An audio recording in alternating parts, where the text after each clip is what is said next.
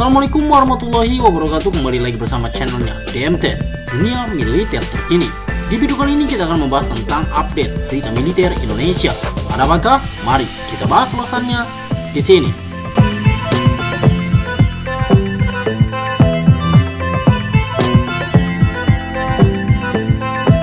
Rupiah runtuh dan sanksi CATSA ancaman dari Amerika Serikat, tapi Indonesia masih berani mau minta transfer teknologi pertahanan ke Rusia.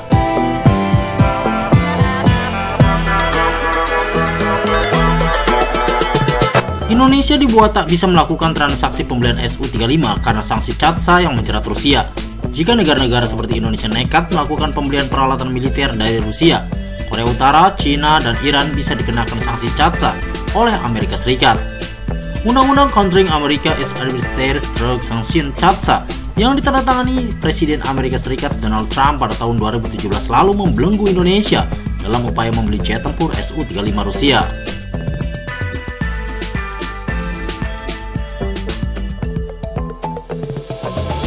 Dikutip jurnal Jakarta.com dari Asian Times, sanksi CATSA yang mengancam Indonesia membeli Su-35 itu disahkan oleh Kongres Amerika Serikat pada tahun 2017 dengan tujuan memaksa pemerintah untuk menahan diri dari kerjasama militer dengan Iran, Korea Utara, dan Rusia.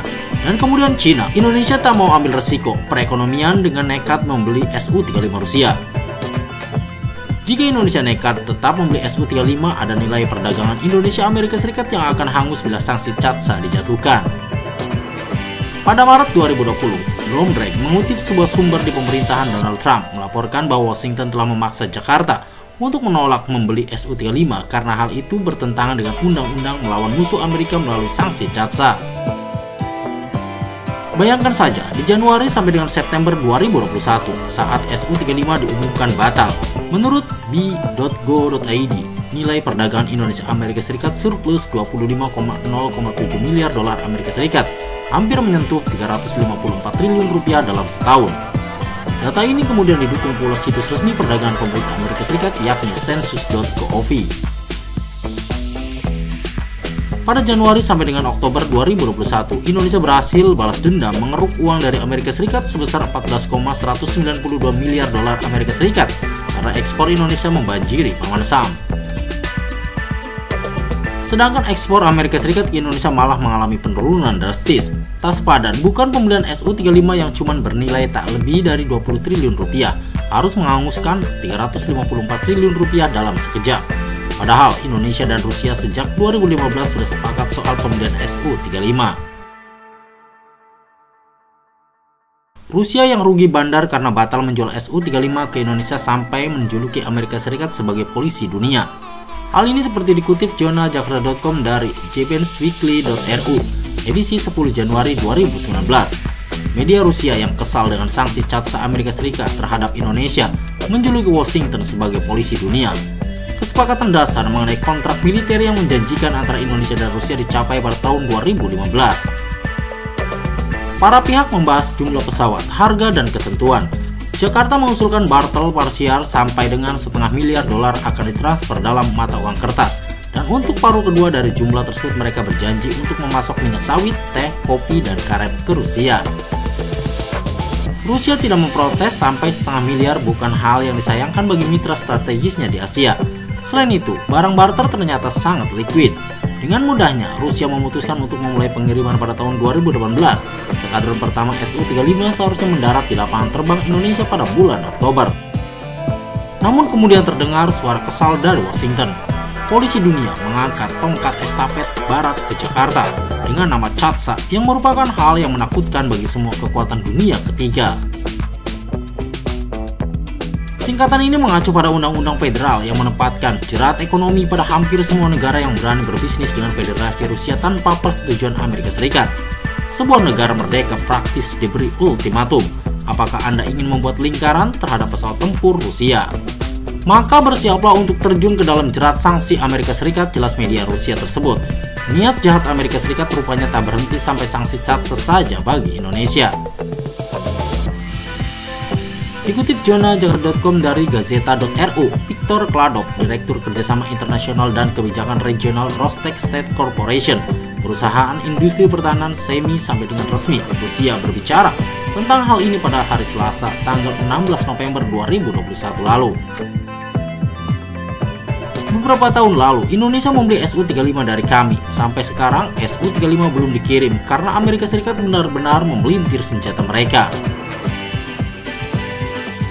Panglima Angkatan Udara Indonesia secara pribadi berbicara kepada saya tentang hal ini. Duta Besar secara terbuka mengancam anggota kabinet menteri dengan berbagai konsekuensi ekonomi dan politik untuk kerjasama di bidang teknis sampai dengan militer dengan Moskow. Ada ancaman hingga runtuhnya mata uang nasional, kata Victor Kladov.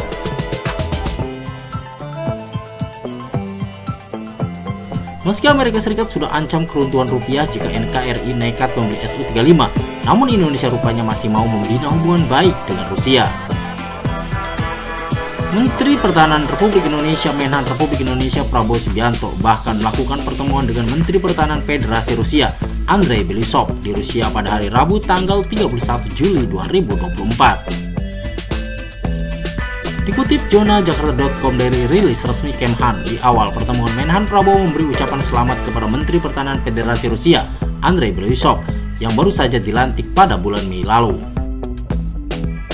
Saya menyampaikan ucapan selamat atas pelantikan Anda sebagai Menteri Pertahanan Federasi Rusia yang baru. Berkesempatan bertemu dan berdiskusi dengan Anda hari ini, kata Menhan Republik Indonesia kepada Menhan Federasi Rusia.